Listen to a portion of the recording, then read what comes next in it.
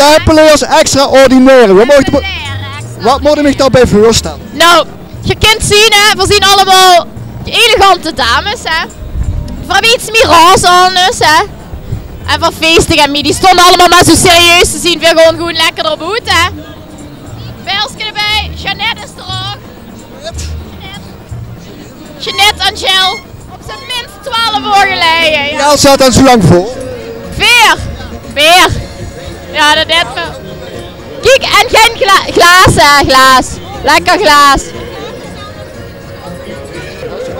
Dat is schoen, hè. Dat is pas echt mijn. Je hebt dat voor elkaar gekregen. Nou, de gast heeft maar toen ze de kas in, hè. Pakt zich het kleedjes eruit en dan neemt ze die fijn met de stad in. En dan zet ze die op zo'n schoendingske.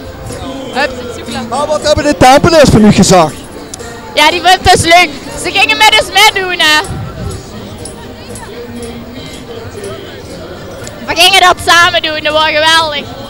We hebben een medaille. Ja. Dan denk ik dat voor de Tempeliers volgend jaar toe kunnen laten. Dan voor u met, hè? Ik ook. We kennen dat wel. Beetje beveiligen en zo, ja. Komt goed.